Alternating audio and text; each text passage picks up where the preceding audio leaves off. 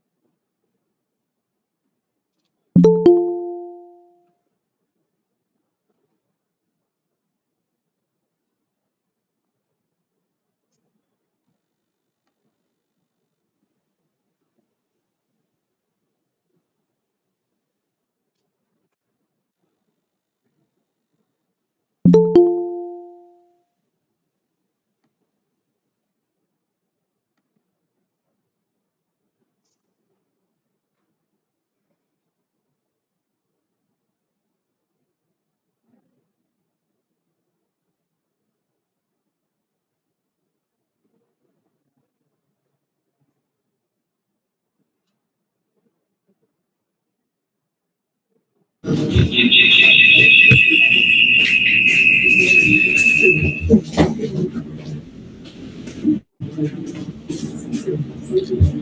good evening, all present here. We will start the session by 6 o'clock.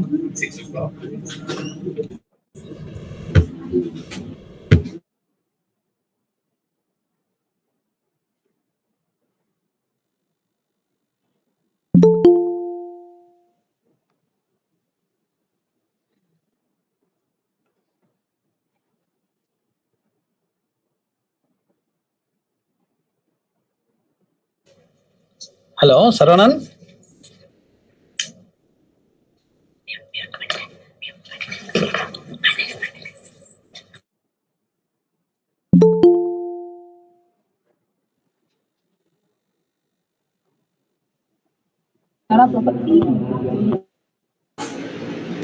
Am I audible? This is Jesu.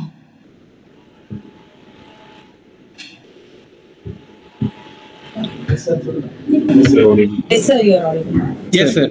Yes, you are audible.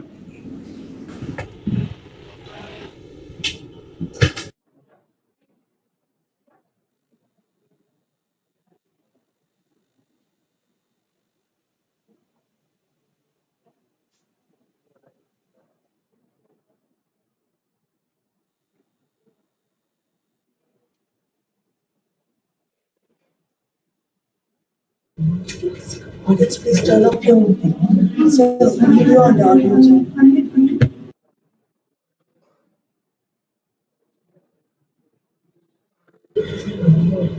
Okay, Jesus, sir, can you start the session, sir? Yes, sir. Yes, sir. 2 minutes. 2 minutes. Yeah, okay.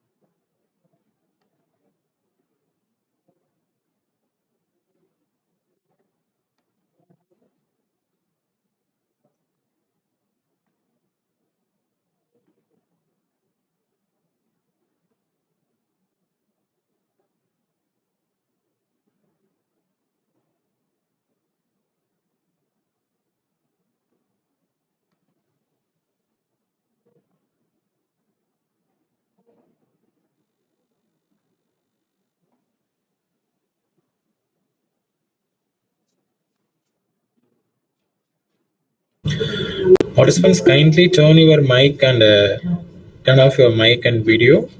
We will give a questionnaire session in the end of the session. So we will ask your questions at the end. So please do cooperate with us.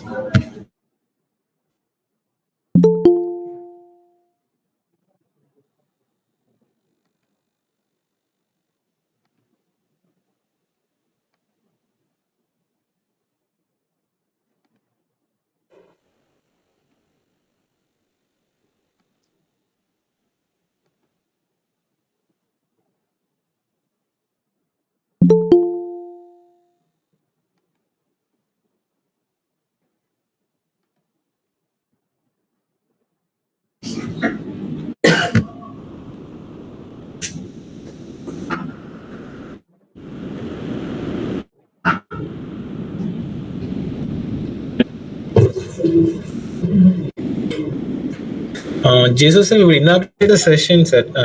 Since it's a day one, we inaugurate the session. You can start, sir. I'm ready. Good evening, all are present here. I am Saravanan, Assistant Professor, Department of Commerce, Accounting and Finance, and it's an honor for me to welcome you all for the 7 days national level professional development program on harnessing AI and SPSS integration in advanced research writing, organizing by Department of Commerce, Accounting and Finance, Faculty of Science and Humanities, SRM IST Vadapalli. Every day is a chance to begin again. Don't focus on the failures of yesterday. Start today with the positive thoughts and expectation. Catherine Falsifer. Now I invite Dr. Venkat Raghavan, Associate Professor and Head of Department of Commerce, Accounting and Finance, FSH, SRM IST Vadapalani, to welcome the audience. Good evening on all present here. I am privileged to welcome Dr. K.R. Anandabhatnanavan, Dean, FSH, SRM IST Vadapalani campus. Who has always been the pillar of support and inspiration for conducting this professional development program. I am grateful for this opportunity to be the convener for this professional development program, and I am extremely fortunate to welcome today's resource person, Dr. Jayasudan, Associate Dean, Research Department, Madhakeshwari, Jain College for Women, Wanamadi. With a great pleasure that I welcome you all to today's 7 days online professional development program on harnessing AI and SPSS integration for advanced research writing and engaging an insightful way as we navigate the ever-evolving landscape of research and academia.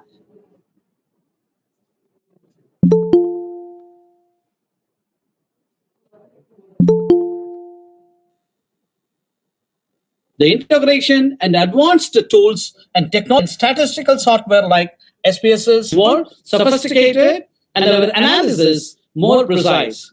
We have renounced research analysts and associates as speakers and tutors of this program. I encourage each of you to actively participate, to share our experiences and collaborate with your peers. This program is designed not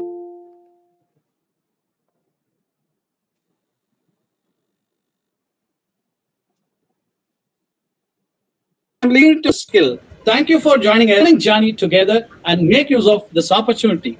I look forward to productive and inspiring week with all of you. Thank you, one and all.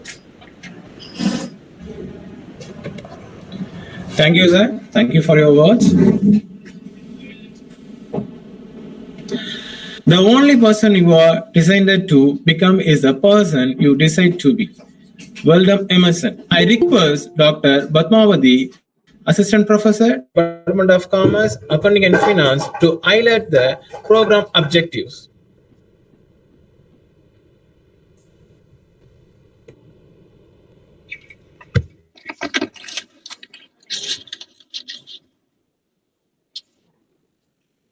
Good evening, everyone.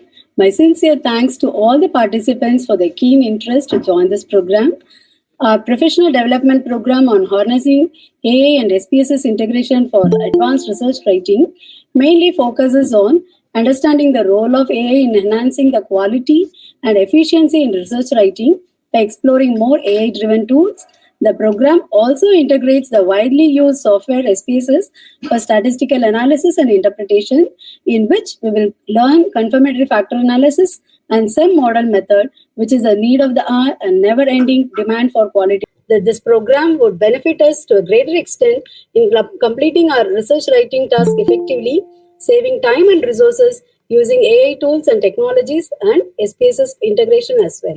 Dear participants, let's take advantage of this rare opportunity and make the most out of it. Thank you.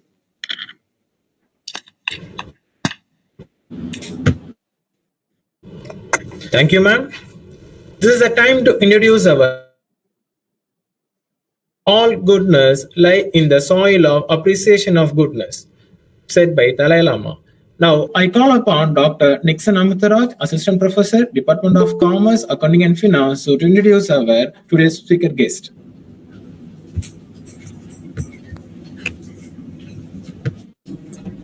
Good evening, everyone. It's my honor to introduce today's speaker, Dr. R. Jayasudan, Associate Dean, Research, Madhakeshwari, Jain College for Women, Wanamadi.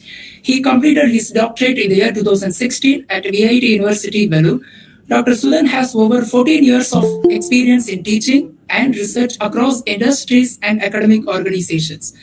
His expertise includes structural biology, environmental sciences, then mutational studies, molecular characterizations, in vitro cell culture and transfection, in vivo metal toxicity analysis, and pharmacophore applications.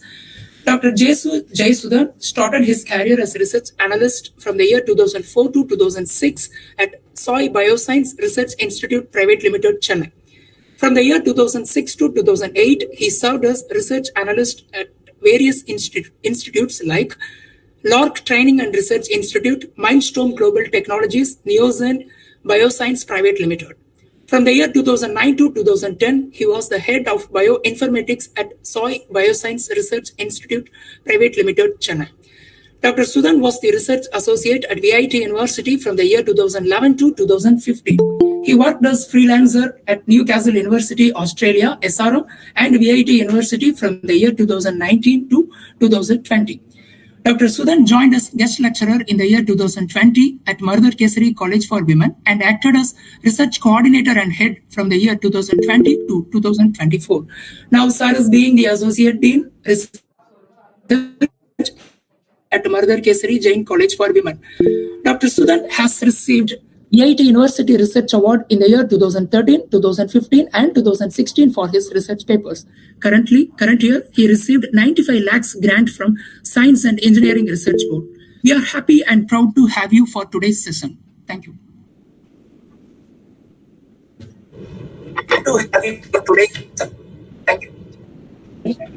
Thank you, Nixon, sir. May I invite Dr. Jayasudan to address the enthusiastic audience with his wisdom. Sir, session is yours, sir. You can take over the session. Yeah, thank you. Thank you all. Thank you, sir. It's a good introduction for me. First of all, I thank SRM management. And it's not a new to me for being a resource person to the SRM University. When I was working as a research analyst in science, bioscience, I've been a research person to SRM University, that is held up in Ramapuram. And I have doing some collaborative research with Sabran of genetics, SRM. And currently we are doing collaborative research there with SRM again. And now, this is, my heartfelt thank to the management for giving another opportunity at Vadapalli campus to address, to participate as a resource person, to deliver a lecture on the topic of AI in research and publication. So it is my privilege. I also thank my management, Secretary Sir, President Sir, Chairman, Co-Chairman, so who've been supporting me and enhancing me. Now they have put me as an associate dean over here. And now, right now, I'm sitting in the lab, FIST lab, which we received a fund from DST Science, DBT FIST. That is the science funding we received from Delhi, UGC. So I'm sitting in the lab and now I'm delivering it. So I thank Almighty God for giving such opportunities in my career and lifting me in all the way. Right now, I'm just entering into the session.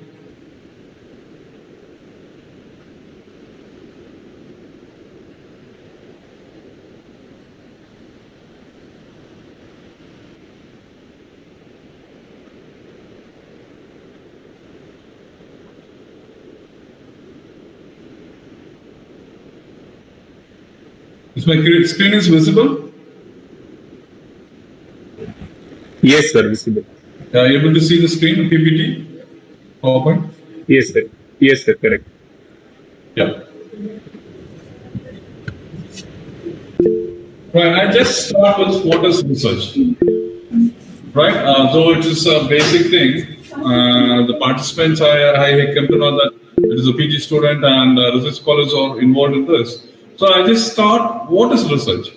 Actually, I always used to say, whenever I go for addressing a research-oriented topics, I always use this quote by Albert Einstein.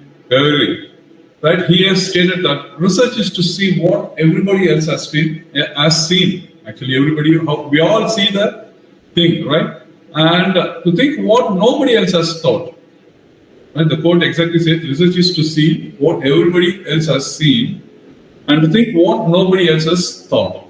So we all see the same object, but what matters here is inference. What we observe that differs, and there comes into the act called research, a thinking, a questions, quality answers. So there comes the research.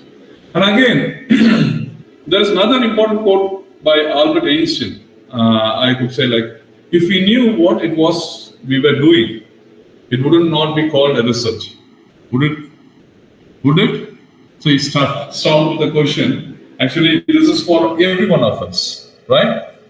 If we know the answer, what is the need to do that experiment again? Right? We guess, we have some, or some idea, or we could say like, if we have some point of view that this could happen like this, we suspect, we assume. In that case, we can start reaching the target, and there comes the research.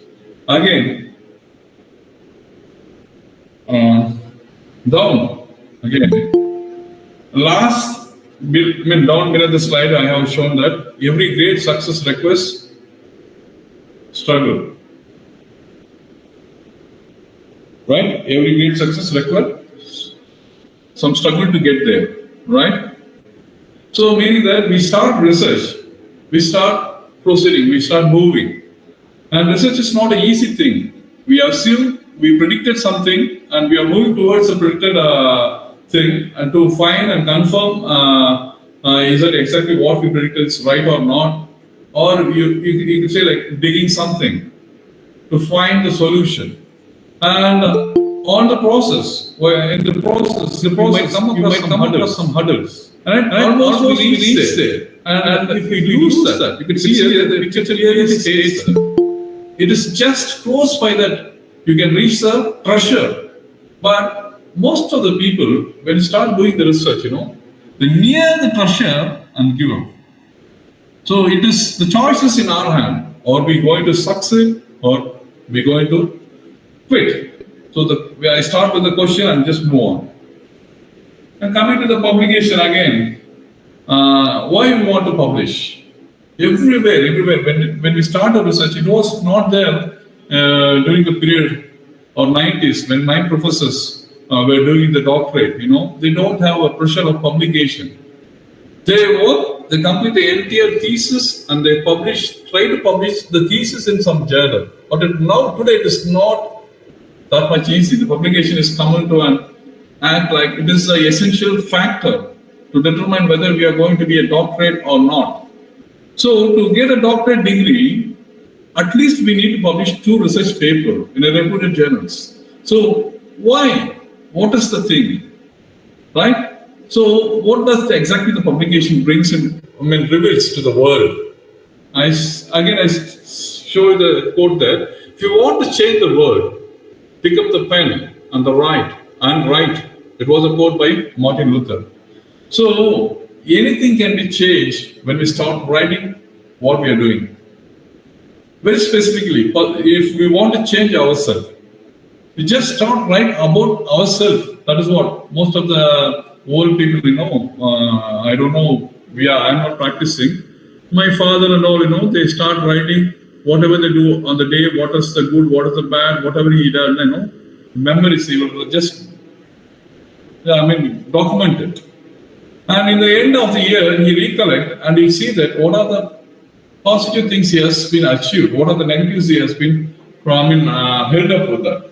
Right? So then he'll start new year by giving up the wrong things. So when you start writing something, you can understand your real potential. If you start writing about yourself, you'll start understanding about your quality potential, whether I'm good or bad.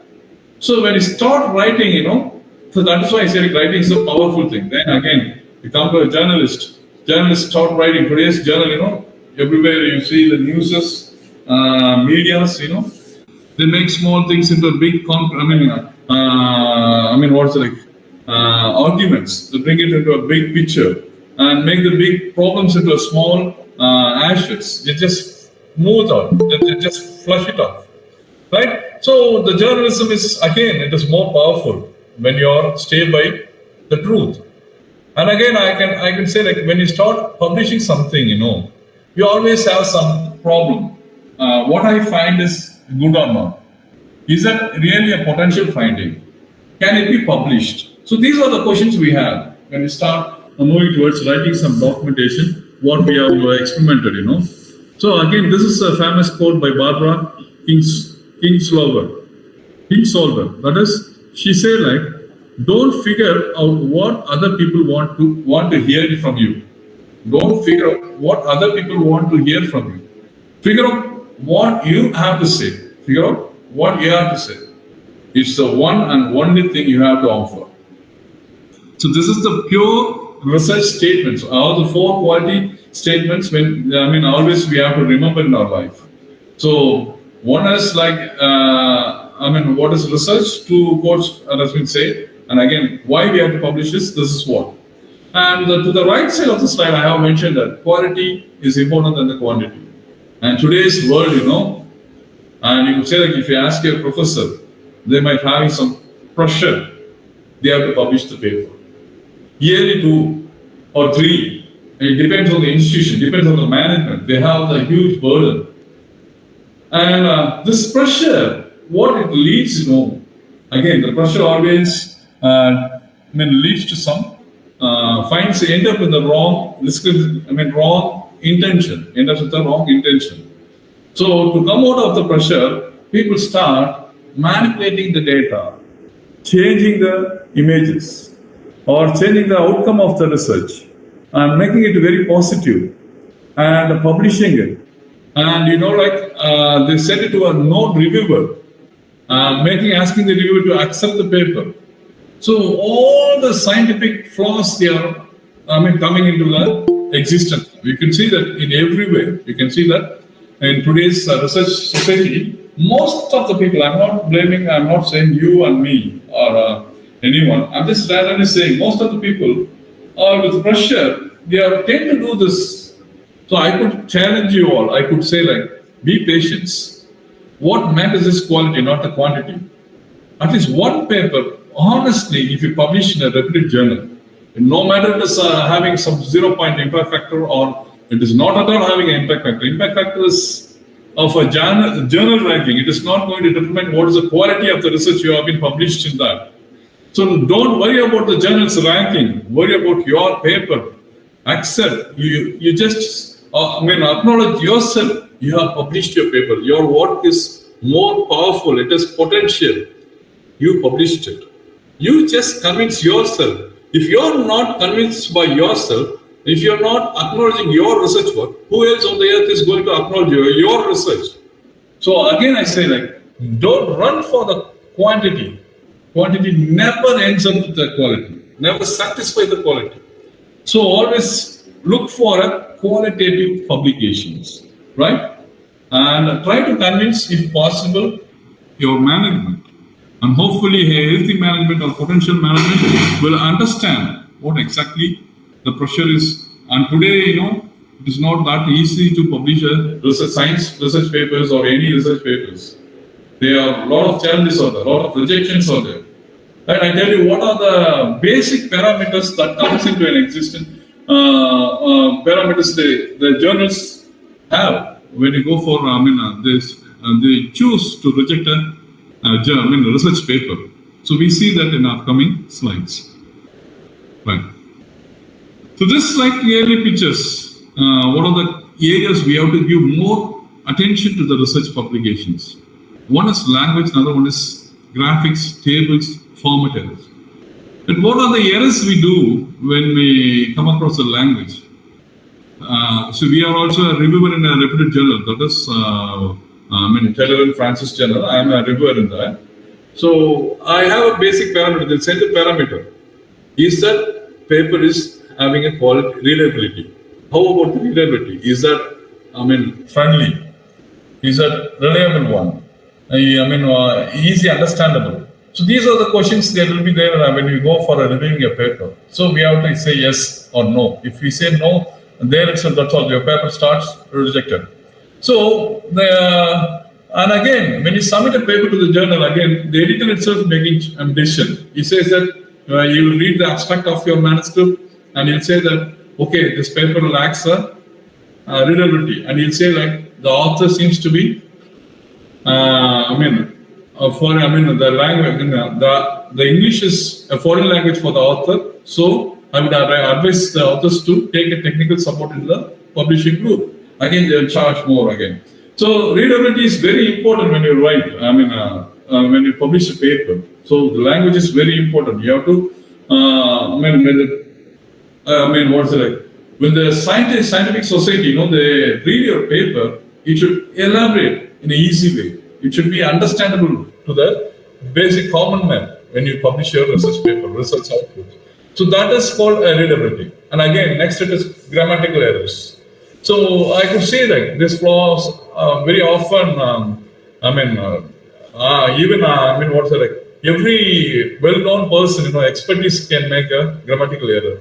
And when I was studying English, during my high school, it was a book called written by George Bernardson. He said not even two Englishmen speaks English, proper English. They may have a grammatical error. They end up with the grammatical errors. So nothing to worry about that. But you can learn. This is a learning process. You can learn grammars. You have to rectify all the grammatical errors. See, for example, you should know where to use has, have, be, but. So these are the basic grammatical errors we come out. Say that. So these are the grammatical errors. Again, commas, typographical errors, commas, double full stops, double space, and then giving some numbers in between. So these are the typo errors. So these comes out in a language section. When you're coming back to the graphical section, if you include some images in the research paper, right? The detailing the journal says that the image should be given in a TIFF format, not in any other format, not in a JPEG or not in some other formats. So say it should be in a TIFF format, and they say exactly the resolution should be of 300 to 500, and they say the size should be not exceeding 3 MB, and the color, it should not pixelated or it should not be more dark. So those are the things they see. And they say the image is not clear. Again, they'll send the manuscript back to all authors and ask you to resubmit the manuscript with the clear images. And coming back to the tables, in the case of tables, we make decimal errors. And that you can come across since you are all commerce. If you get a quote from a company, one company will say 1 unit of some test tube, 1 unit of test tube is 5 rupees. Another company has given the same quote, one test tube is 50 rupees. What has happened is the shift in the decimal. So see, that entirely changes the value of the total value, gross value of the quote. Again, as a consumer, what we do is the lesser quotas will be selected for buying. So this you might be aware of when you, as being in commerce people and management people, right? Again, in the statistical analysis, right? If you come across any research, table. If you are including any table tabulated values. Most of the research journals, they won't accept your table without a validation. They ask, what is the p-value? Right? You have to figure out the p-value of the table. And statistical analysis, when you're performing a statistical analysis, again, you enter the wrong values, right? By mistake or something. Or when you're giving the table, the footnotes again. The footnotes, there should be some font, very respective font should be, the size of the font should be changed, and it should be in the below the table, not above the table. The footnote should have all the clear descriptions of each and every column, right? Those are the things that has been very prominently the journals look for. Then coming back to the formats, right? Reference. Every journal has their own style of references. Every publishers, not journal, publishers nowadays. Previous 3-4 years back, every journal of the same publisher will ask different formats. But now thank God that they changed now. A publishing group is looking for one particular format. A Springer needs a specific format.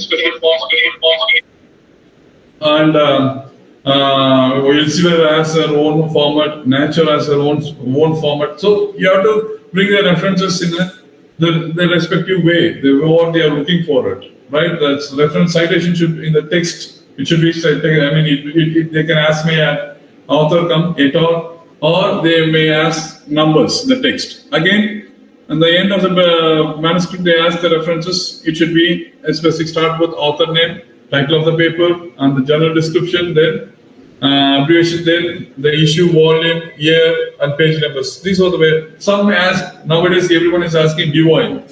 That also should be included. So these are the different formats, and where we end up with some mistakes. We come out with mistakes. We submit the paper or manuscript to the journal without, giving some more attention to this thing, and we submit it.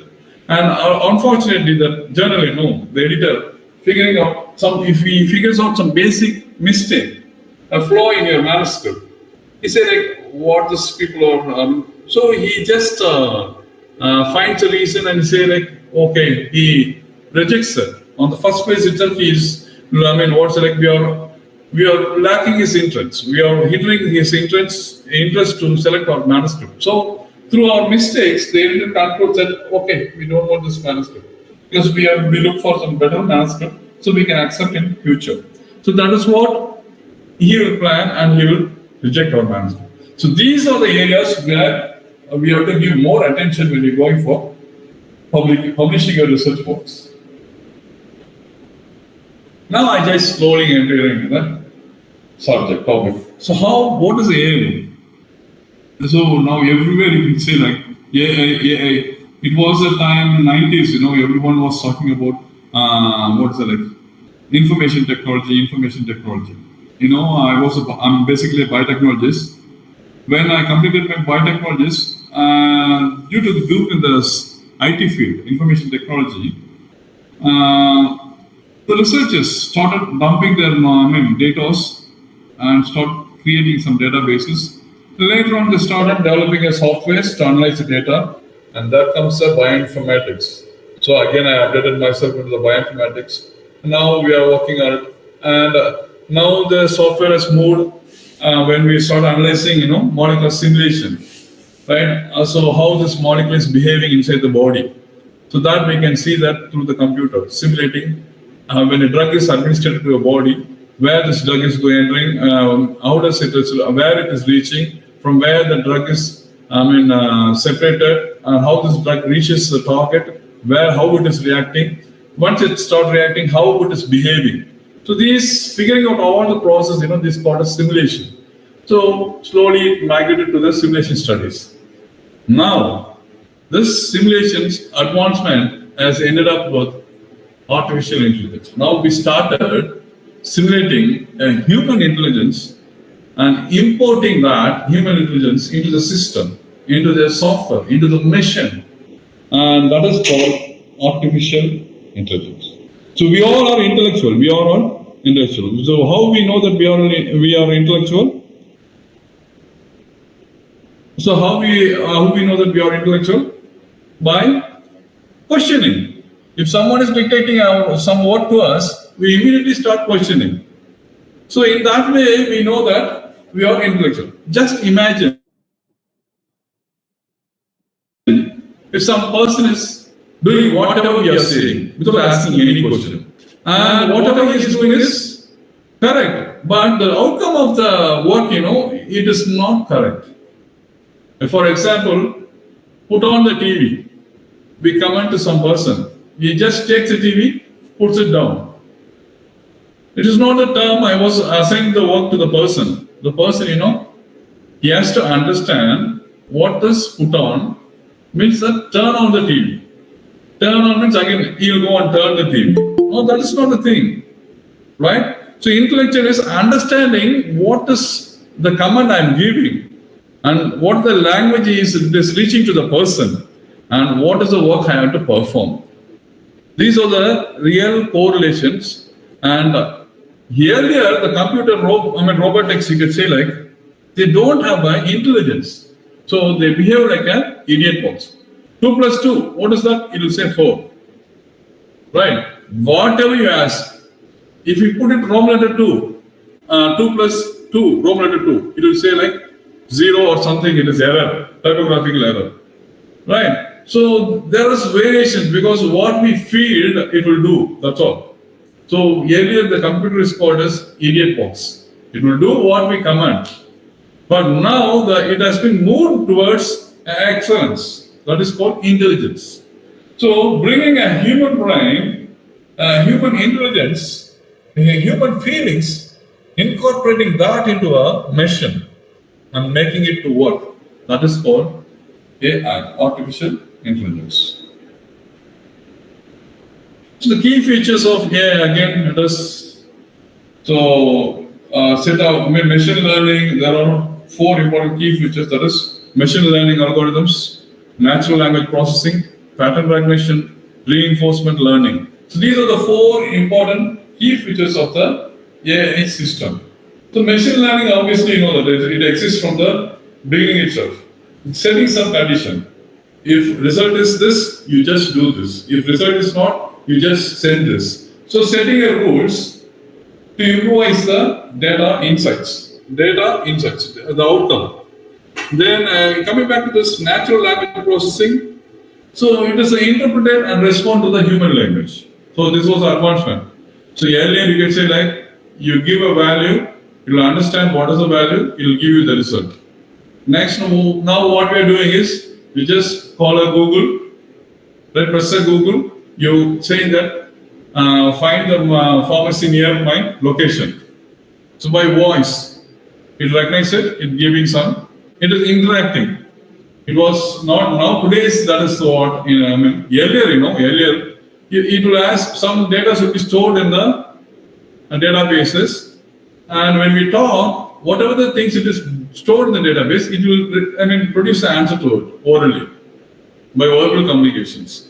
So natural language processing. So when you send some languages, it interpret it, it will respond again. Then pattern recognition. Again, if you set some data, or you could say like patterns, like for example, or you could say like in medical field we say the symptoms. So 5 symptoms, these are the basic 5 symptoms. We can say like this is corona. If these 5 symptoms come, this is called tuberculosis. If these 5 symptoms exist there, this is called cancer. So this is pattern recognition. So finding some information to the set, making it as a pattern, and coming out with the results. That is pattern recognition. Then now it is reinforcement. It is now because reinforcement learning is now allowing the it by itself it is going to make some decision. So previous 3 things you can see like whatever the things we give it as an input, it will respond. The last stage of AI, that is reinforcement learning, is it will think by its own and it's going to respond, right? So earlier stage of Google chat is different, and current Google chat is different. You could say like by voice responding, now it thinks. If you ask some idiotic questions, right, people start playing with, Google, they'll ask like, tell me something about wife. So it will start something about what are the data that is related to wife, it will tell. And some person, more idiotic, he will go and ask, tell me about my wife, you will ask. How on earth is Google is going to recognize your wife data? So again, still it will be responding, something, whatever it is there. Now if you go and ask Google AI, after this reinforcement, if you ask about wife, it says that it's a hypothetical question, or it will say like, how can I respond to you? It is your personal. So it thinks and it responds, right? So that is the advancement. These are the key features of the AI. Now, coming back to this, now we are going to see the types of AIs. There are 4 important types of AIs. One is reactive machine, another one is limited memory, another one is theory of mind, and the 4th one it is self-aware. So coming to this reactive machine again, this is a basic AI process. When you talk about the human brain again we have 3 important parts. One is cerebellum, and then medulla oblongata. In cerebellum, we say that 4 frontier part of the cerebellum. So the front part of the brain, that is called cerebellum. In the cerebellum, the most front part of the cerebellum is called as frontier region of the cerebellum. The cerebrum's important function is temporary storage, and whatever we respond immediately without thinking, that comes from the cerebellum. Again, this AI, it is just like that. It will start reacting on instant. It start reacting on instant. Whatever the question you ask, whatever the things, it will start immediately reacting to that. Whether it is right or wrong, it leaves to bother about that. It will start reacting to us. What are the information that has been stored? What are the programs that has been coded? What are the algorithms that has been incorporated in this AI? It is going to use that and it is going to instantly respond. Right? So this is the basic type, and they don't possess a knowledge. I mean, what is there? It is a, and also it has a small storage system. Temporary, it is like a RAM. RAM is there, ROM is there. RAM is a temporary storage thing in a mobile or in a computer. It will be rewritten and it will be faster, it will respond very faster. It will never memorize it. And the memory system of the RAM is very small. So just like that, this basic reactive machines will have a small storage, and with that it will start responding immediately. And there won't be any memory. Since there is no memory, again in futures, again if you call back the old data, it will never reproduce it because it will recall it. It will never recall it because it is not stored there. It is overwriting on it. So that is the basic features of the reactive machines. Then coming to this limited theory. Now this is again in a human brain, the cerebrum, then it is anterior, then posterior part of the cerebrum, anterior, posterior, or you can say frontier or a little back towards the brain, cerebrum, little back towards that, so little back towards the frontier region. So this brain, it will have a little space of memory. For example, past 2 days information, past 3 days information. For example, instantly we can recollect. What we had Thursday morning breakfast, right? If your memory is strong, right? Nothing more than that. If I ask what you had August 15th morning breakfast, it's very hard for us to remember. So it has a small space of memory, not when compared to the previous AI, that is reactive. Right? Reactive machines, when you compare to reactive machines, this has a additional space, little space, to remember some data, right?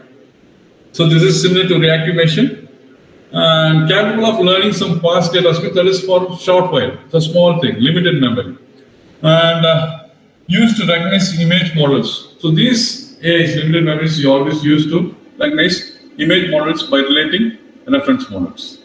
Then mostly this type of AIs, they used in scanning images. For example, you have scanned data, or you can say like patient scanning, or we have Doppler scans, some other medical scan applications, right? So these sorts of scans are done by using this limited memory AI system. The next it is theory of mind.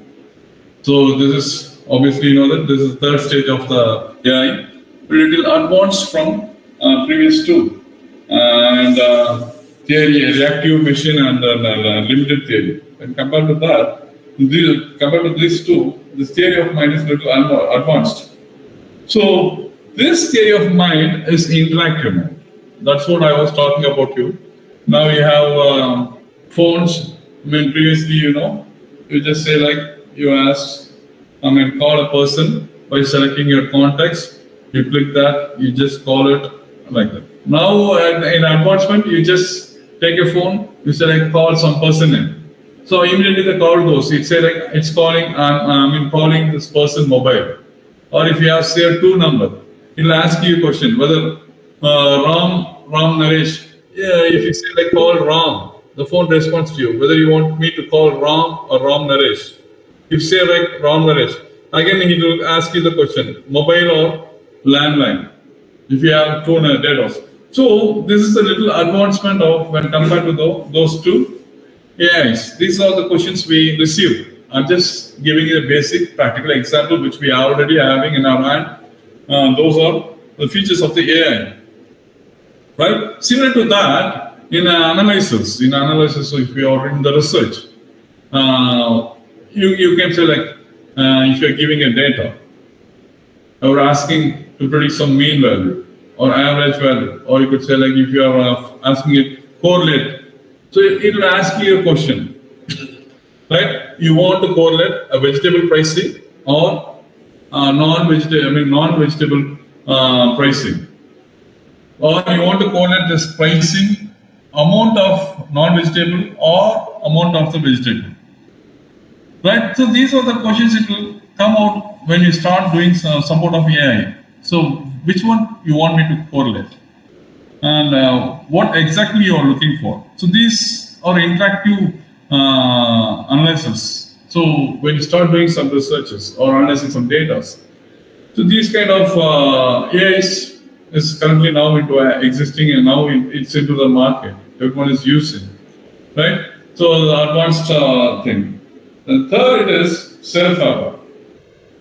This is the last thing. It is a fusion of all the past three and the last one. This AIs will have emotion, right? It will feel like what we feel.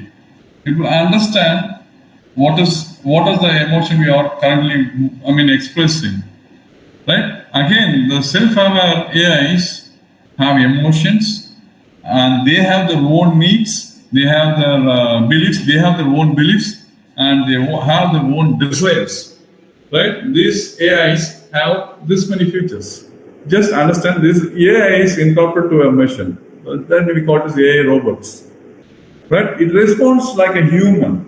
It can feel the touch.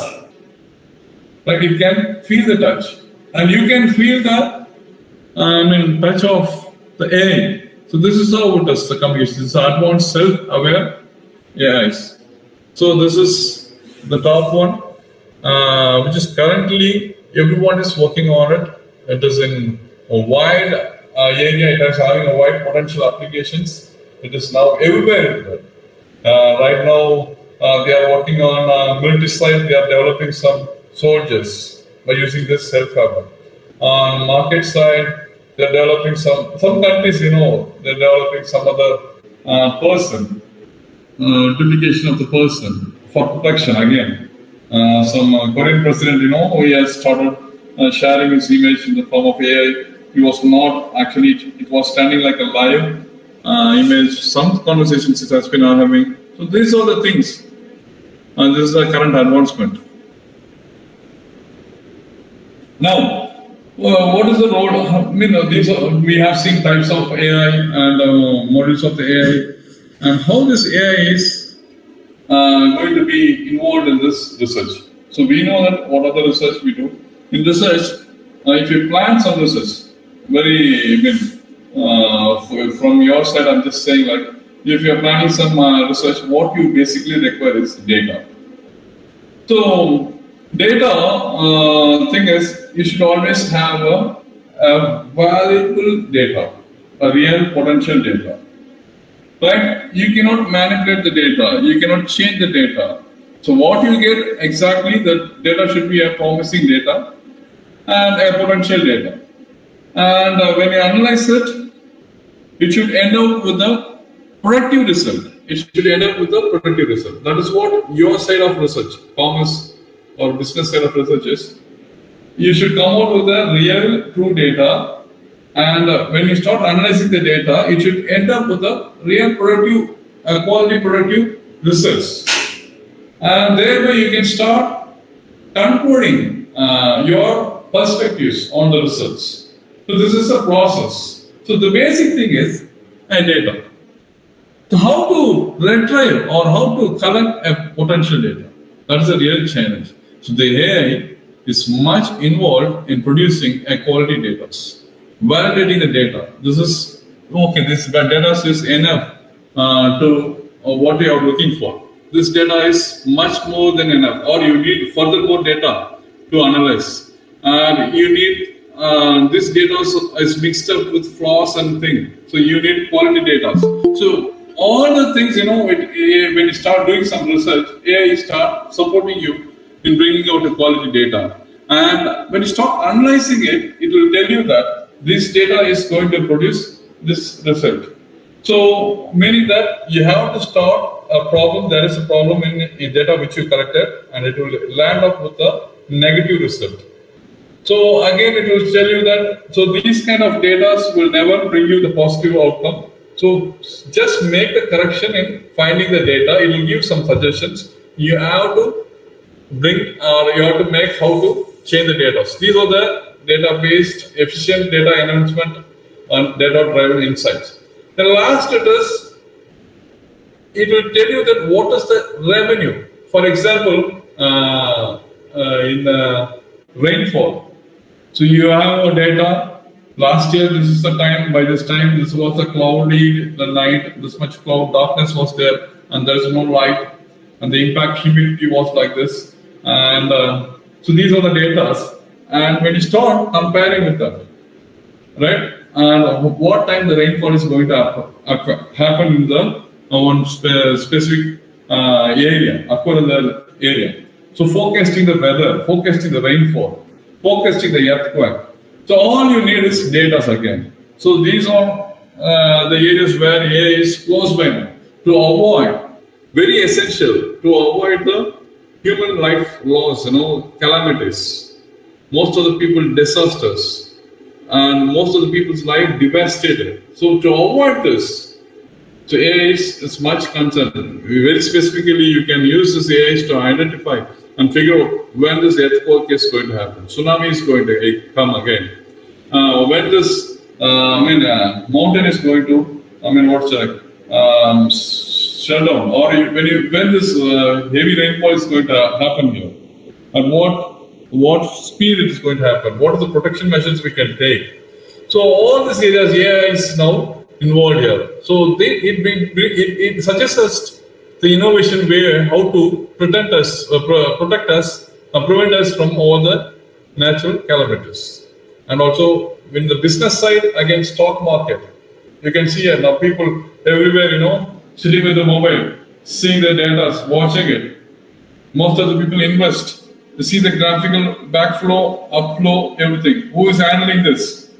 The person is sitting to the data and he is adjusting all the data? No, it is an AI.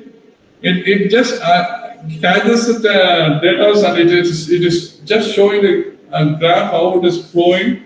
It tells you that when it is going to hit the high market price, when it is going to hit, slow down, when it is going to end up with a loss.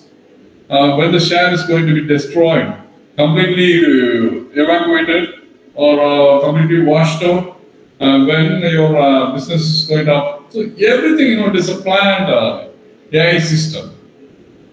AI now everywhere it is, in a business or weather forecasting, or you could say like now, more specifically in medical surgeries now. Every hospital is marketing. Right? Knee surgery again. When you talk about a knee surgery, it is AI-based knee surgery, a knee replacement system. So AI is defaultly replacing it. Right? These are the advancement of the AI. It is now into the field, innovation catalyst, right? The advancement.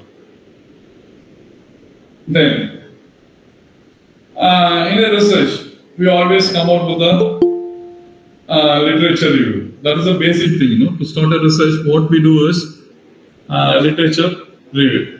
So we have to take a research, reviews, research papers. We have to gather informations, and by gathering the informations, we will just plot a data, figure out a flow chart, and we will say that okay, these data with that data we'll find out what is the current information and what will be the next information. So you can just set a flow chart. And you can assume what will be the output if you start doing this kind of analysis on one particular area. Right? You have gathered a bank total, money flow of one particular year. Right? When it is deposited, how many customers are there, and per year, each customer per year, how many amounts are per month, what is the total amount they are depositing into the bank. And what is the fixed deposits? How many people are deposited? And what are the fixed deposits that exceed 5 lakh, more than 5 lakhs? So these are the data. And out of this, it will segregate and analyze, and it will come out. You might have some questions. If you adjust this deposit, you can increase more revenue. If you adjust increase the customer number, you can again land up with a big profit. Or if you increase fixed deposit, you can make some other lending loans to the other person. You can gain more interest. In that way, you can reach the heights. So these are the datas. These are the outputs. We get that with the data of one bank for within a year. With the information which we retrieve from the bank data, right? So when we get the entire data, we just plan what are the profits in what are the areas we can make. And next year, you figure out, you experiment that, and you know that where you're going to land. So literature is very important to start a research. And again, the question is, what kind of research we have to look for?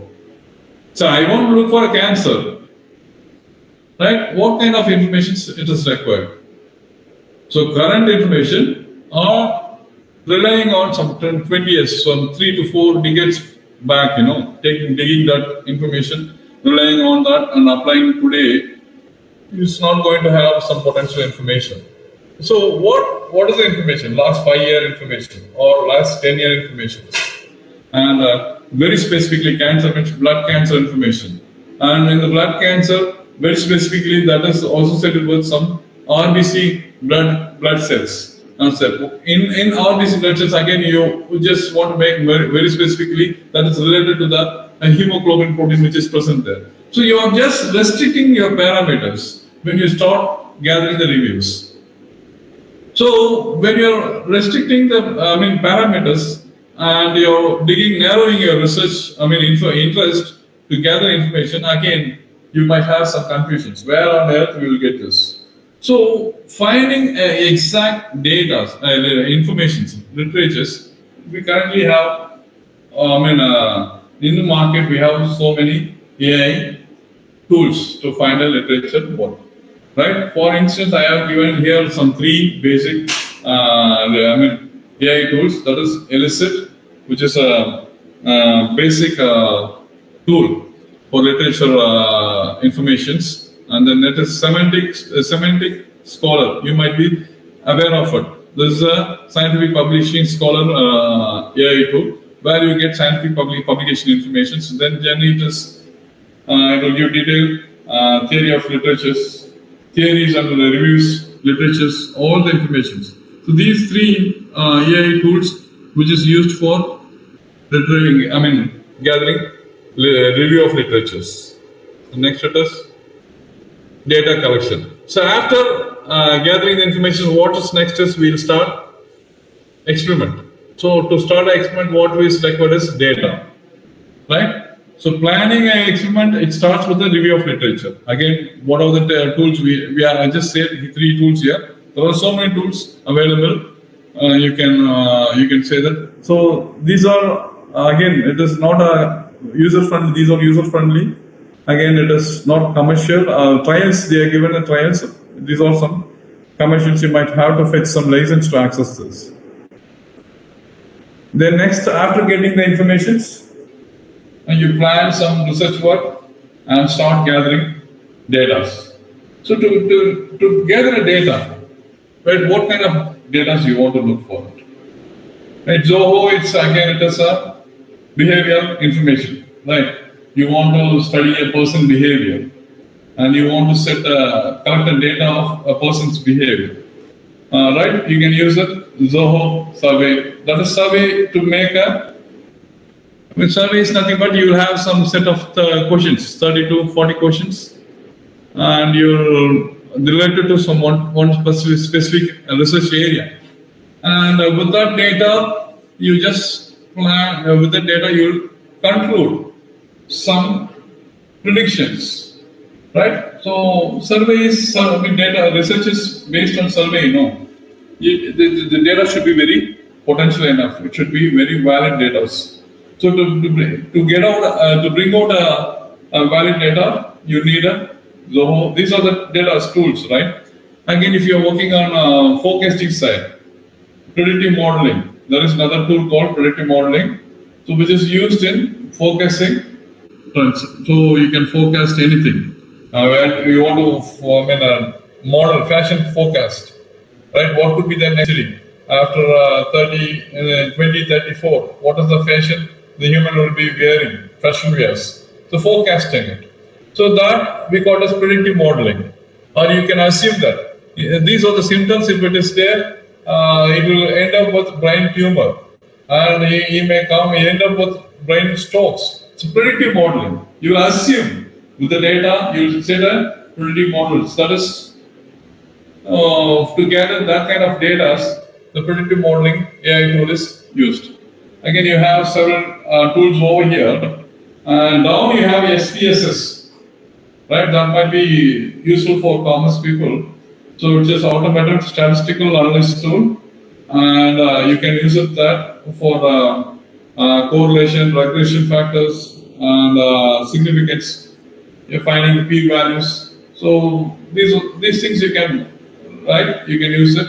De novo, ANOVA analysis. You can, for those data analysis, you can use this SSP tools, right? So what are the data you have to get, and what is the result you will get? So data collections, you want to make a survey, you have a tool. You want to get a tool to predict something.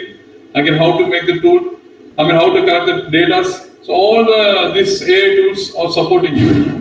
Right? Some again formulating generations. Right? For automations.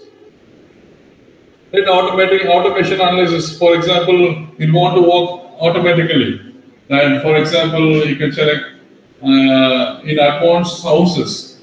People, they walk into a dock. Once you step there, it instantly the light comes into it. Capturing the image, it reacts it.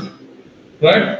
So automation. So automation data is how to gather the automation data. So for that, you have a formula about AI. So you want to gather some data relevant to vehicles or automobiles. So all those things, you can use this formula about AI.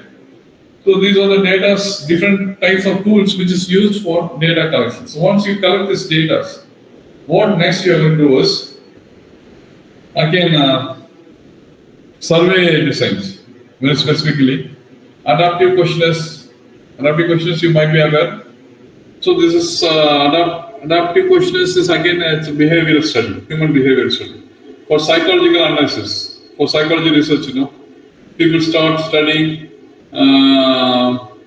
So this behavioral science end up with anxiety, depression, and this person may end up with suicide, or this person may need some counseling to behave a normal behavior, to bring up some normal behavior. So adaptive questionnaires, again, for a survey to study a human behavior, how to set the questions. So this quadratic research code is a tool which helps you to design some psychology-oriented logical questions, right? And then next it is survey gizmo. Again, this is for accurate data collection. This says that, right, if you talk about a survey, we generally look at the online, which takes some 5 or 15, 16 questions, which change the verbal language, English words, and again we use the same questions to conclude something. Again, I say tell you for your side, I'm just for commerce being you all are commerce based, so I'm just taking a bank side, or you can say profit side, industry profit by some food industry, beverage industry, right? They produce this much of beverages, right? Bottling breakages per year is this much. The annual salary outcome is this much, and the annual profit income is this much. So when you start balancing it, how to find out what could be the profit for next 15 years if this is the current stand? If you proceed the same strategy, what is the profit we'll get in the next 15 years? And how can I multiply this profit 10 times? What is the strategy I have to make here? So for that, what are the questions I can plan to implement some such quality strategies, to understand what is the strategy I have to implement to an industry, right? So for that, you need to definitely take a survey. And what are the real questions you want to set for that, to make a survey? So these two, this survey gizmo is a tool which tells you that, helps you to how to set a questions. So the survey, how to design a survey, right? Again, there are down. I have mentioned two other tools, Typeform and then Survey Monkey. So these are some other AI tools which help.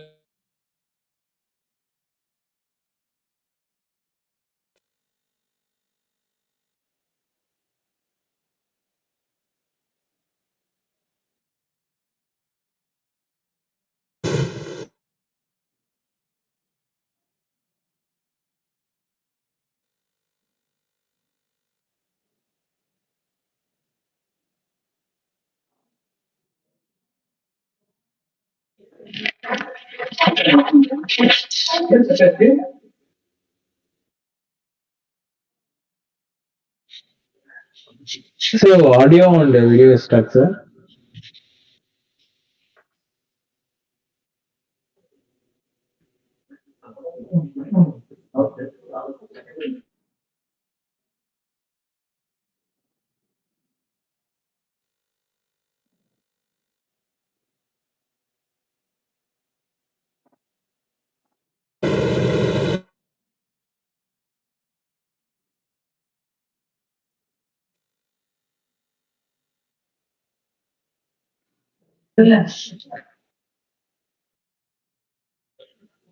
Participants, kindly be patient. Sir will be resumed soon. Due to some technical glitch, he will be resumed soon. Okay, sir.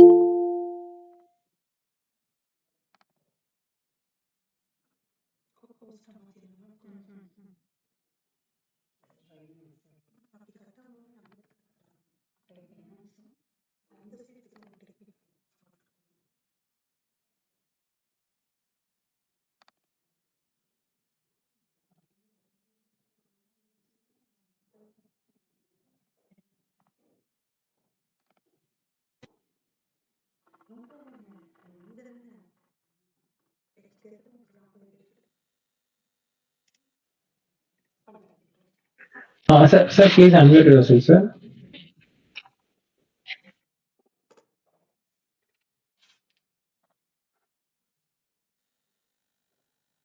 Sir, please unmute yourself, sir.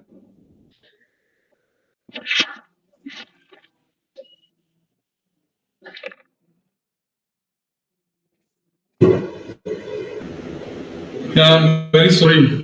There's a technical issue here. I was not aware. I got disconnected. I'm really sorry. I was talking. I moved on to third slide. I mean, almost there.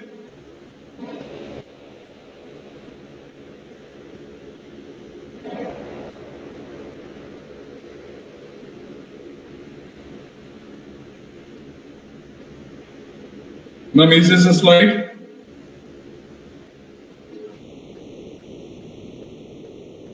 Yes, sir. Yes, sir. Yes. I was talking about this, right? Yes, sir. Yes, sir. Yeah. I'm sorry.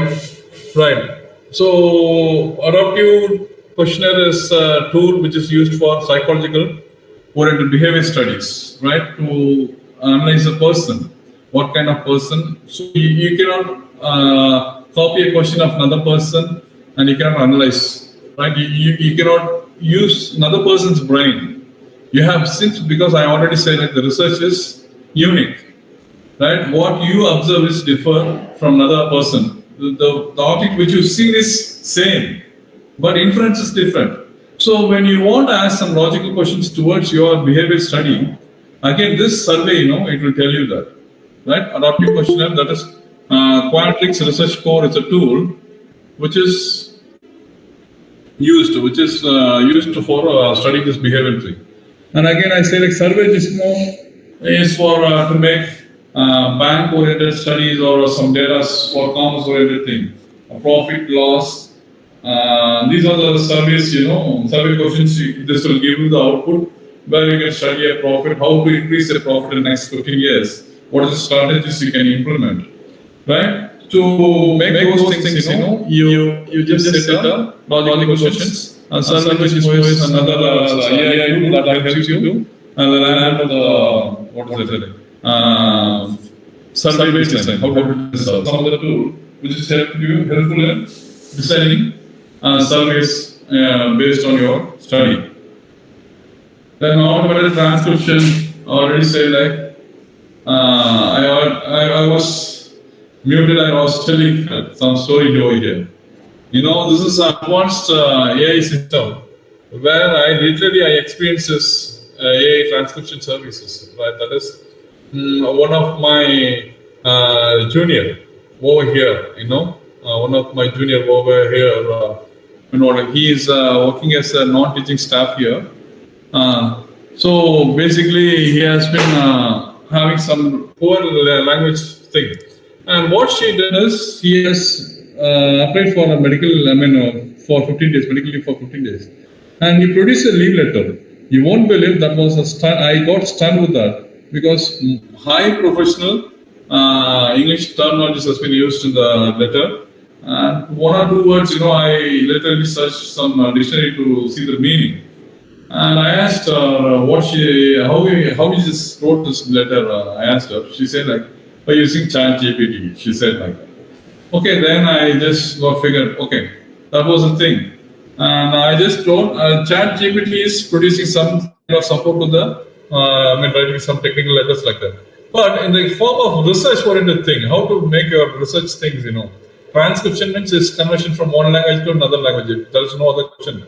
But medical transcription, doctors will talk, and the people sitting over here, they hear the recorded voices, they'll turn the oral sound into a textual information. That is a medical transcription job. And this water AI is a tool which helps you to write a review of literature pieces, introduction, manuscript. You can say orally what you understood, and that will start writing scientifically. So these tools, help you to write a quality research publications. The next it is bibliography tool. This is Zotero and Mendeley is a basic tool which you have been aware. Zotero, I think it is 2015. When I was doing my doctorate, I came to know that aware of Zotero. You can simply add this add-on in your browser. You can do that. Still, it will land up some manual corrections it requests. So we do that manual corrections. In Zotero, if you select a journal name and the publisher name, it will change the reference sections according to the journal, which journal you are selected for publications, right? So that is the thing it will provide Zotero. And manually is similar to that of the thing, same thing. But after it is incorporated with the AI, there is no manual corrections is required. It default, it just rectifies all the format requirement based on the bibliography that is required by a journal specific, which is your publish, it will send the formats according to the journal's need. So these two tools are used for basic format preparations, bibliography preparations. Then validation of data. Always one thing is very important. You set a questionnaires, you set a surveys, you got the data, you collect the data, all those data. Very important thing is when you're publishing it, whether your data is uncorrupted, is it really validated? Is it reliable data you are producing for a research? Is there any things you manipulated? Right? Most of the things, when you start doing survey, most of the people start doing this manipulation works. Because they will say, for example, dietetic surveys. They say eating potato chips and other things leads to obesity. Then start people who frequently use this chips, consuming chips, they'll find out, they'll see the body weight and the obesity level, everything they'll mark. And also they'll figure out the people, they don't use eat the chips, potato chips and all those things, fried items. No, they see they have the obesity. When you compare the data, the people, they're not consuming the chips, they have more obesity. But what she is planned is to prove that eating chips and junk food results with the obesity. And that is how she has prepared a questionnaire, he has got the data. Now it is quite opposite. She has to write that, so real outcome of the research is, honestly, you have to write outcome is, chips is no way it is related to the obesity. There is some other factor. But what people don't know, they want to publish this paper, they manipulate the data. What they reduce the obesity level of the non-consumers of the chips. So they manipulate that and increase the data of the consumers who consume chips, they have more chances of getting obesity. In that way, they conclude that consumption of chips always ends up with the obesity. So this is called scientific corruption, which is against the scientific ethics, right? So whenever you publish a data, you always should have a validated, reliable data. To know that whether the data you have produced is validated or reliable, this one AI is there to find out, rectify the errors. Don't do it on a manual side or a thing. It will tell you that what is right, what is wrong. You just take that feedback and you just start working on collecting some other data. Trifactor is an AI tool which is used for data validation reliability. Then it is AI tool for data visualization. It's very important now, specifically to the neurosurgeons, right? And meningitis is a brain rupture disease. If you scan a brain, it is a void. You cannot see that full of cholesterol. You cannot see the image that is captured through the CT scan more clearly. This AI tools now, what it's doing is it is incorporated into the brain's shapes. It rotates the brain, capturing the image, it rotates it in 3D way. And it shows that in what direction the brain has got ruptured, why this person is undergoing stroke, why this person is now having severe, coma. He is not responding neurologically. He is now like a dead now. What happened? What is the coma state? Why he get into a coma state? What are the brain factors? So to understand the brain-oriented thing, scanning the brains, that is challenging a field in the neurological science. So AI tower is playing an important significance in visualizing the images in a proper way. Advancement technology, that is SciSpace and WR. These are the two tools which has been AI tools which is used for visualizing the medical, or some other images. You want whatever the tools you want to visualize in a 3D oriented, you can visualize it, right? So this is a visualizing tool. The last, I'm almost concluding now. So what is your fact by hearing all those things? AI is good or bad? When you talk about pros and cons, obviously this AI, increases the efficiency of the research, increases quality of increases the quality of getting the data collection, enhance the accuracy of the data, and it tells it how to, exploration of the data, visualizing the images in possible way, in required way. So all those data explorations, and last it is you come out land up with the new insights and by examining all the three previous analysis. So this AI is more supportive. Another side, if you come back to the cons, there is no creativity. Whatever it is there, so you can see like some researchers without experiment, philosophical research. I just love to say that philosophy always lands up with the creations. Where philosophical research always has some emotional stimulations, right? So in that aspect, AI always never is related to the creativity oriented researchers. But you can depict some image. You can depict a person's behavior. You can depict a person's emotion. You can depict a person's body languages. So you can copy, but there is no creation at all. When you have a data, the data is going to be the master standard data. It is a standard sample. It is going to compare the standard sample. It is going to say what is the way it is getting deviated. So there is no creativity in AI using it. And again, there is risk of unemployment. Already this IT boom has reduced swapped out most of the employment opportunities. And again, now it is computers are in the mobiles. Most of the people who know manually working also now become lazy. So these are the things, very challenges. It reduces the risk of the unemployment. It increases the risk of the unemployment. The next it is dependent and lazy. That's what I say. So now, sitting at chair, no one is going towards the TV. At least 10 years back, we all go sit in the hall and watch TV. Now everyone is individual now. Sitting in a corner, watching their own images, they become very lazy. You just imagine, my parents used to say they go study to school by walking 5 kilometers every day. And my father and mother used to say, like, to go to the job, they will walk for 10 kilometers every day, morning and evening. After lunch, they walk, come back by 10 kilometers, they will have food. And my mom said, like, when she has a baby, she has to feed the baby, she will go back to the school again. My parents are teachers. So they have to walk up and down. If you ask me to walk for 2 kilometers, I won't. That is the comfort I have been taught. Using the vehicle, using the cars, bikes, and all those things. What has happened? Yes, I have become lazy now. I can't stand for at least 1.5 hours because that is the fitness I have. So we have to challenge ourselves. So rather than practicing the thing, relying on all the instruments, again now to do some workouts, again we are relying on instruments. Going to the gym, doing some hydraulic exercises. Doing some run things. Okay, hydraulic push-ups and hand walks, everything. So machine oriented.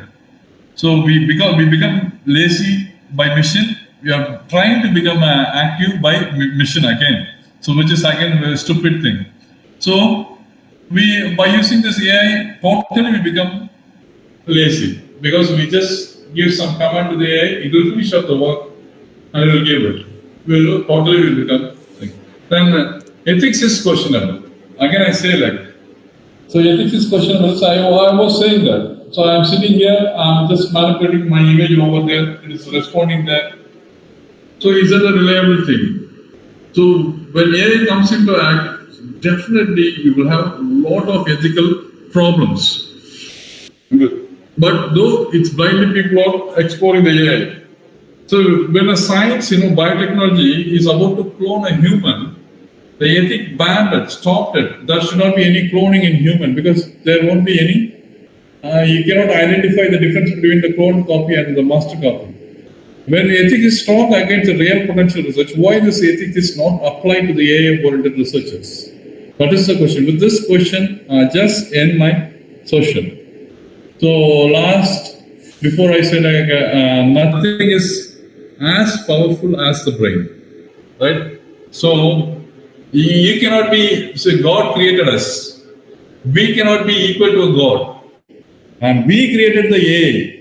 AI never be equal to us because we are the creator of the AI, and we are the creator of the AI, and AI is always a supporting tool. It is a relay, and God created us. We never be equal to God. We are the servants of the God, right? That thing, nothing is powerful as the brain. It is created and it destroys. Are we using it to its fullest? So with this question, I'm just closing my session. Thank you all. Open for discussion.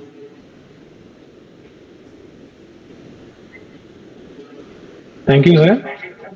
Thank you for a wonderful session on comparing AI and human behavior and human brains, how it works, how it merges and aligns with the AI and brain.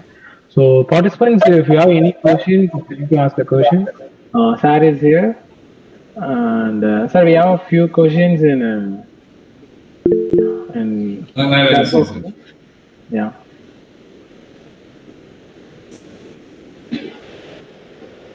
Yeah.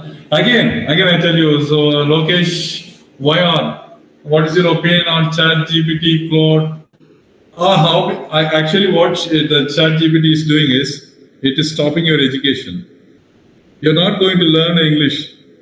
Rather, what the AI is going to do is making you as a fool. It is going to develop its own application. It will show, it will give all the writing of formal, professional letters and all those things. But you are not aware whether it is right or wrong. In some questions, I tell you that in some areas, when you rely on computer works, even for example, Word document, you are writing some letter, and you want to change it. You want to use the advanced word. You click on a word, right click, show synonyms. So synonyms, you have 15 words. You should know that which verb will rightly fit into that. If you suppose by mistake you wrongly fit another word, the entire sentence is going to change. And in the right way, the research, again, if you're using AI, you should know that the sentence quoted is exactly fitting for your research work. If you're not aware of that, it is going to be again a collapsive thing, a discriminating or discerning. It is going to be like this kind. No, you cannot completely rely on research. Only computer people will boast like computer is most superior from superior. Actually, in my college days, school days, I remember 100 telephone numbers. After this, cell phone, I remember only 2 numbers. One is my father number, another was my wife number. Not even my son number. Because my memory became very weak now. Right? So that is the exercise this mobile phone is giving us. So it makes us lazy, it makes us fool, and it becomes very wiser. So relying on ChatGPT is not advisable, but I could say like you enhance your languages. You read that, you write you can use the ChatGPT for educating yourself. When you give some letter, let it write. You understand that and figure out what are the mistakes that is there in the ChatGPT. You transform that in your own version. So later you win over the AI. That is my advice over that. And next it is.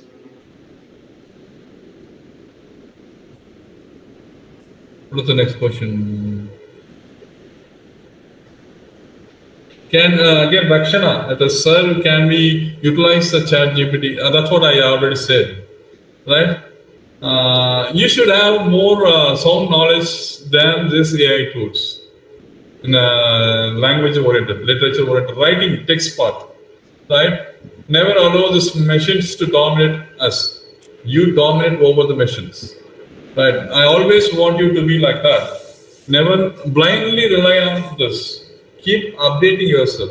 See, for learning, there is no age limit. Age is just a number. Learning process. I see one person, 86 years old, recently received a doctorate in US. Right? There are more people. In India, some person, 54 years old or 46 years old, he cleared the NEET and he's saying you don't want to do medicine. So his ambition is just want to clear the NEET. He cleared it. But he said he don't want to join medicine.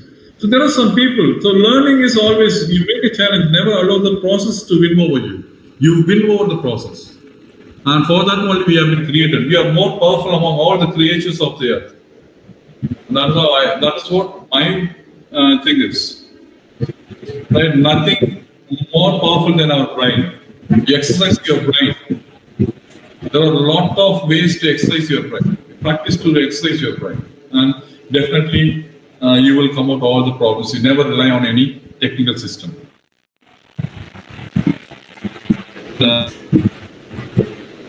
Is there any? Sir. Thank you. Yeah, is there any other questions? Sir, can I ask one more? Yeah, you may ask. Sir, my name is Baizu. I'm a first scholar from Wales University, Chennai. Sir, professionally, I am a mariner. I'm working in ship. So I'm doing research in shipping and port management. My question is, as you said, the AI is booming in the world. Okay, you said regarding the knee surgery and heart surgery and all. My question is that 2 years back in Cochin shipyard, we made a vessel. It is an unmanned ship. So it is work on the artificial intelligence only. We made for a company now. Can you type the question, sir? Because your voice is not clear for me. I'm just keenly observing it is not clear over here. It's breaking and it is flaring. So I'm not able to understand what you're saying. Can you type the question over the chat box? Yeah, sure, sir. I'll type now. Yeah.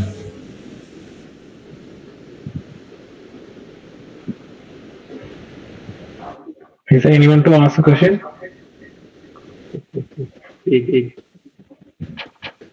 Yeah. Good evening, sir. May I have one question, please? Yeah, sure, ma'am. Sure. Hello, everyone. This is Dr. Sarita Sathi from Vignan University from Badlapudi, Guntur. And I'm related to Management Studies Department. Absolutely. Let me first of all give the compliments that the session is very, very informative and very well explained also. And even I do agree with some of my participant colleagues has asked about the chat GPT. And you told us that definitely we should use. So I have two questions regarding this actually. As you're telling that our brain is superpower, we should not use any kind of trust, any kind of this chat GPT type of tools. So how for this AI tools will help us? Is it successful to go for? If you ask me a question, as a resource person, I've been here to address the AI tool. Yes. In person, if you ask me, like in my career, whether I want to use any AI tool, means I never use it because this is not my interest, because I'm completely against this AI system, right? Okay. So I mean, what's it, I guess? AI, relying completely on AI is not an advisable thing. AI is just, again, it is a programmed thing, right? Okay. When you talk about the algorithm always come out with two parameters, if, else. If this comes, you come out with this result, or else you end up with this, right? So AI is just to improve. I always say that, that's what I'm saying. Right. Yeah, I too agree, sir, with this. But I want to ask one more question. That recently, a few of my participant colleagues has asked about Chat GPT. Even I had my personal experience while I'm utilizing Chat GPT. Even students very frequently use Chat GPT to search the answers. But I often found that most of the answers I'm getting wrong from Chat GPT. And while you suggested so many tools for even every aspect of research, like literature review start with the data analysis. So how far we trust the output of this AI tools? Is it trustable, and how to resolve these trust issues? You said what you just got into the exact point. Again, I tell you, to understand the AI tool or ChatGPT, whether it is doing right or wrong, again, you need a knowledge. Okay. Right. So you cannot blindly copy the data. So ChatGPT has given this, it is going to be 100% correct, and you cannot use it. Right. So on the other hand, what this tool, you can see that AI tool, if you I just said some tools, for example, SurveyMonkey. Yes. You find out a publication of the SurveyMonkey research paper, the paper has to be published on this AI tool. You see the research article of a SurveyMonkey. You read the research article. The research article there, it will always they'll be given the information about the SurveyMonkey. What is the pros and cons? It is there in the SurveyMonkey. So you have to understand what are the flaws it is going to make, what are the right things it is going to produce. So you have to read the research article published related to this tool.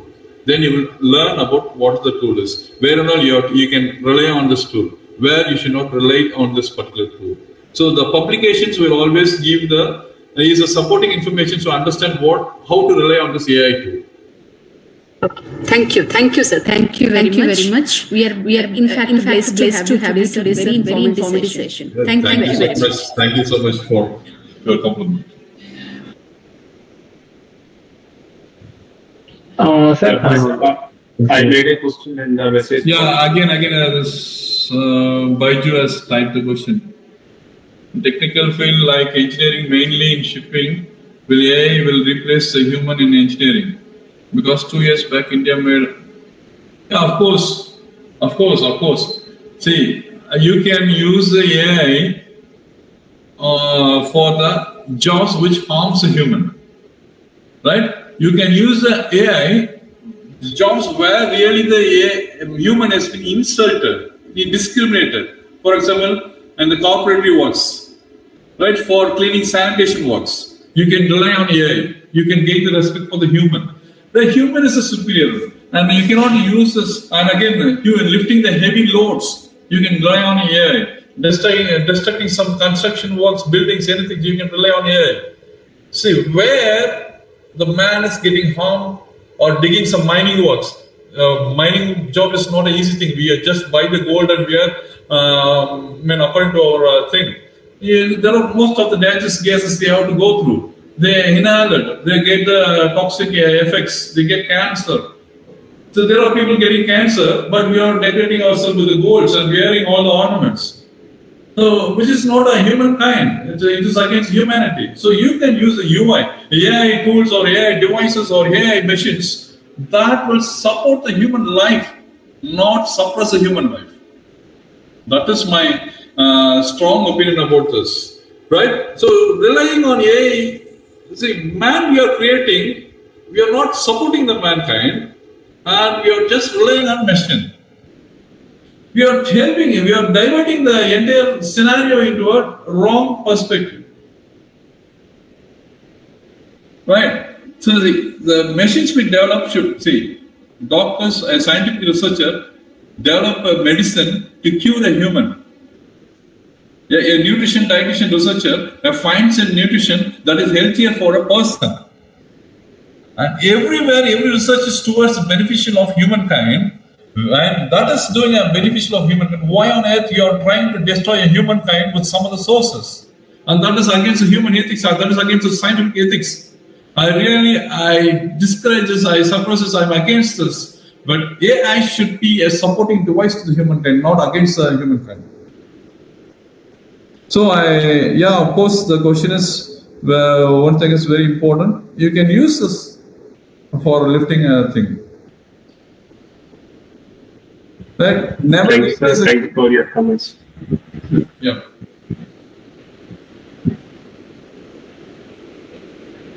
Is there any other questions? Sir, excuse me. Yeah, yes, sir. That means, once the AI is in its full-fledged sense, we will have only the data collection. Everything will do AI, right? No. To collect the data, you can rely on AI. To collect, so that's what you design a research, you can rely on how to design it. Again, they relying on AI is not, that's what I said, like research, there are several tools are there for research, doing some review works and all those things. My suggestion is, these tools are going to make a human inactive human. It is going to suppress the human, intellectual part. It is not going to be intellectual either more. It is not going to encourage us to be an intellectual person. So another way, it is not. That means our plan and our design, we have to put into AI and they will make it everything. Rely on our plan, yeah, that's what I say. Right. So, see, this is what I say that for mathematical thing, you use some data analysis. Say large data is there. For large data analysis. See, 1 year or 10-year bank revenue is there. Right? 10-year data accounts is there. And you want to get all this thing in a matter of 1 day or matter of 1 hour. You can develop AI tool to calculate that. Okay, sir. Thank you, sir. All right. Thank you.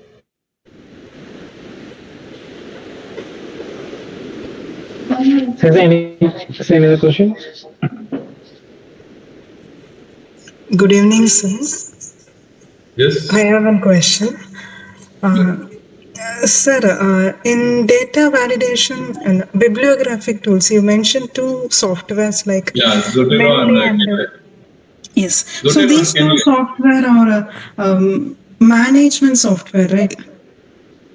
Reference management software. Reference management software. That will what's it like for a journal if you are publishing in for journal Yes, of sir. Yes. My question is about is there any AI tool is available for bibliography analysis? Voice viewer is already there. Is there any AI tool is for bibliographic analysis? This is what the same Zotero and Kenley, they are incorporating AI system. That's what I'm telling. That becomes a commercial. You have to pay and use it. They are working, they are getting it. And Zotero alone, without AI, it is online free. I think now they have again changed it. Zotero and Kenley are not now online free, I think. They have some trial academic. For academic use, you can use it. Add on. Again, there will be small corrections manually. We have to verify it. That will end up with some errors. the Zotero or even Kenley. But I think this AI is incorporated Zotero and Kenley will be advanced then where the manual corrections is not required. I think if you give a journal and its format, it will convert accordingly. Okay. Okay, sir. Thank you. Yeah.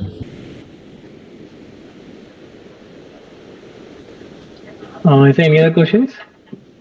So I will round up the session, sir.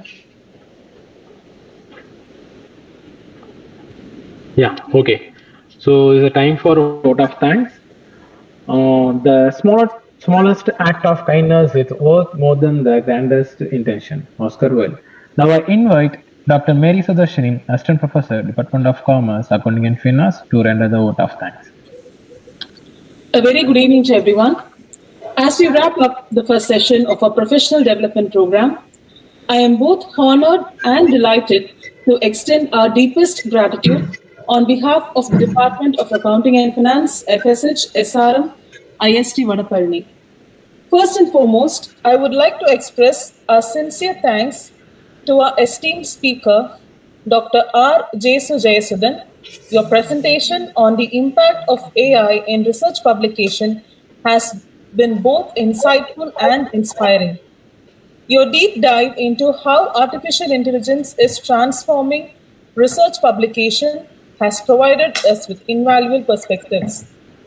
The depth of knowledge and practical advice you shared today will undoubtedly benefit us all as we move forward in our professional journeys.